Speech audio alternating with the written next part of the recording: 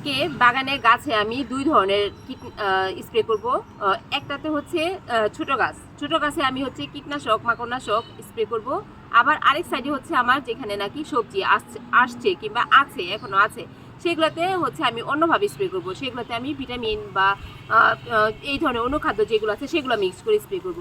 কিন্তু ছোট যে গাছগুলো আছে সেগুলোতে কিন্তু আমি কোনো ধরনের ভিটামিন দিব না। এই জন্য প্রথম অবস্থায় যে পানিটা আমি নিলাম সেই পানিতে শুধুমাত্র আমি কীটনাশক আর মাকড়নাশক দিব। কারণ ছোট ছোট গাছে যদি আমি এখন কোনো অনুখাদ্য কিংবা ভিটামিন দিই তাহলে দেখা যাবে কি আমার গাছগুলো যখন ছোট অবস্থায় থাকবে এর মধ্যে হচ্ছে ফুল চলে আসবে, গাছটা খুব একটা বড় হবে না, তখন কিন্তু সবজি এতে কম হয়। গাছটা যখন একদম মাচা ভর্তি হবে তখন তাতে আমি যে কোনো ভিটামিন বা অনুখাদ্য যেগুলো আছে সবগুলি একবার স্প্রে করে দিব। আজকে ছোট গাছের জন্য আমি কি কি স্প্রে দিচ্ছি, এখানে কি কি মিক্স করছি, এই যে আমার এখানে প্রক্লেম আছে, প্রক্লেম দিব। এখানে আমি 10 লিটার পানি নিয়েছি আর এই প্রক্লেমটাতে 10 গ্রামই থাকে। তো 10 গ্রাম হচ্ছে আমি এখানে পুরোটাই দিয়ে দিব, যেহেতু 1 লিটার পানিতে হলো গিয়ে 1 গ্রাম। তো এখানে 10 লিটার পানিতে আমি 10 গ্রাম হচ্ছে প্রক্লেম দিব।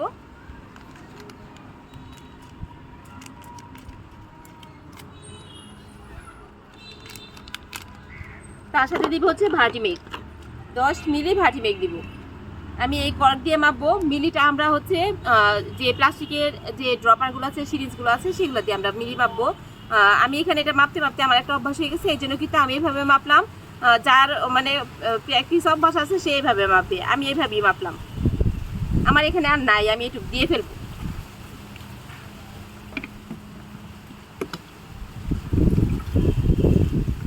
ভার্জিমেক, প্রোক্লেম, তার সাথে আর একটু আমি কিউবিট দিব।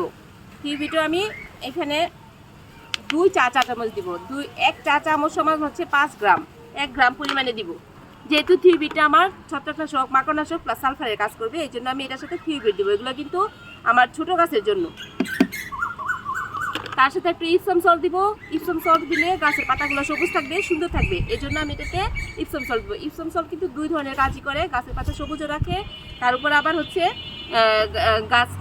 গাছের অনুখাদ্য হিসাবেও কিন্তু তখন হয় ম্যাগনেসিয়াম সালফেট। ইপসম সল্টে যেহেতু ম্যাগনেসিয়াম সালফেট আছে, এতে আমি 3 চা চামচ দিয়ে দিব। 2 থেকে 3 মিলি দেই, 3 গ্রাম দিই সাধারণত ইপসম সল্ট। আর আরেকটা জিনিস দেবো, সেটা হচ্ছে যেহেতু এখন প্রতিদিনই বৃষ্টি হচ্ছে, মানে একটু পরে আমার যদি আধা ঘন্টা পর্যন্ত আমি স্প্রে করার পর থাকে তাহলে কিন্তু আমাকে আর স্প্রে করতে হবে না। এটা হচ্ছে বুস্ট আপ। আমি এটা বারবার বলি, এটা বুস্টার 2 না, বুস্টার 2 কিন্তু ভিটামিন বা পিজিআর, কিন্তু এটা হলো বুস্ট আপ, যেটা নাকি স্টিকার বা আঠার কাজ করে। মানে ওষুধটা পাতার এক পিঠ থেকে আরেক পিঠে নিয়ে যায় এবং পাতাতে হচ্ছে লেগে থাকে। মানে আধা ঘন্টা পরে বৃষ্টি হলেও কিন্তু আমার আর কোনো সমস্যা নাই। এই জন্য এখানে 10 লিটার পানি দিছি, আমি 10 ফোঁটা দিয়ে দিব জাস্ট।